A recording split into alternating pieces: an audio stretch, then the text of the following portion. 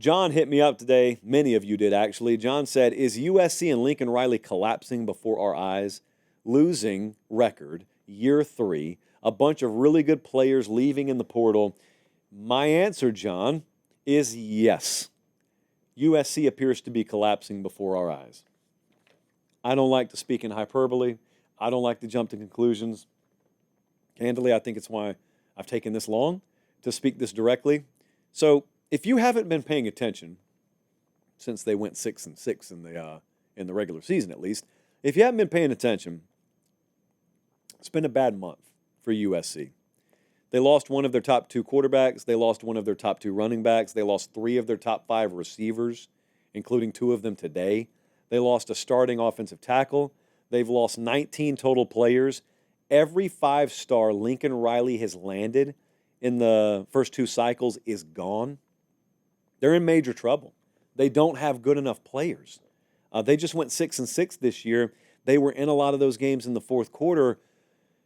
And there's one train of thought that says, oh, that means you're not far away. But look, that only matters if you're moving in the right direction. It could be that that's as close as they'll ever get on this current trajectory. I'm in Nashville right now. It's like 300 miles to Indianapolis. And if I'm headed north, that number keeps ticking down.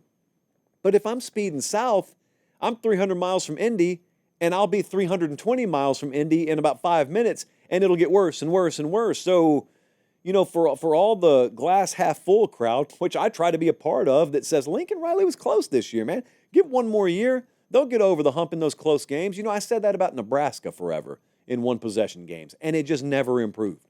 Still really hasn't improved. So they've gone 11 wins to 8 wins to 6 wins in the 3 years under Lincoln Riley. But I want you to imagine this. 15 years ago, I want you to imagine a world where college football looked way different back then than it does now. So let's say 15 years ago. I mean, what, 15? So let's pretend it's 2010. I come to you and I give you a vision of the future of college football. And I tell you, we will have wide open free agency. There will be no cap on spending. And players will move all over the place at their discretion. I think USC would have terrified you. I think if I saw a vision of the future of college football, I would have thought USC is going to be unstoppable. You're a team in Southern California in the second biggest media market in the country, and New York really doesn't have college football. No disrespect to Syracuse.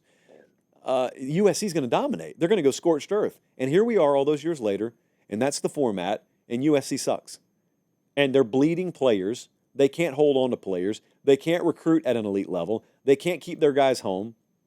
I have defended these people. I have tried to defend USC. And I go back to this time last year. I go back to Lincoln Riley. To his credit, I will maintain, to his credit, he looked around, he assessed his program. He said, this is not good enough. I don't have a good enough defensive staff.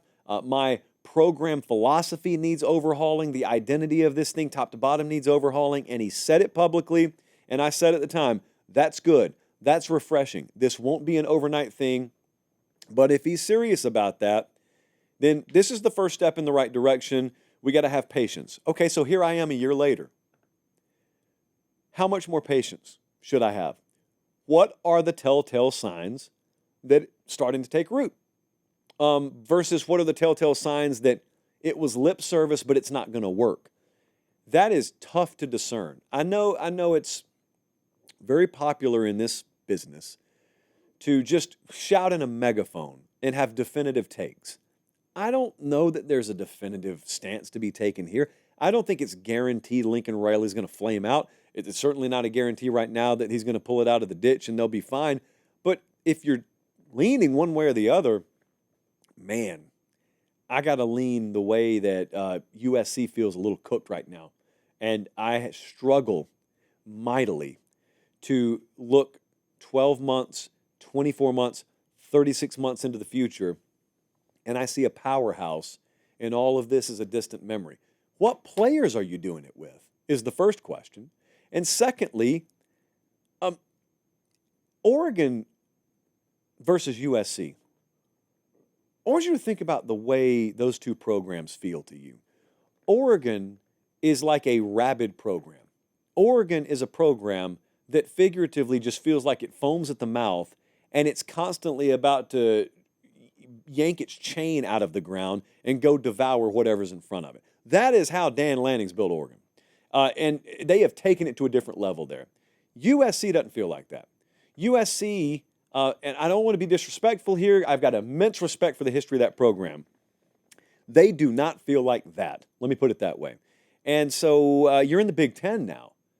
And you got to trade blows with the Ohio States, Michigan, Penn State, Oregons of the world, and you couldn't even beat Minnesota this year.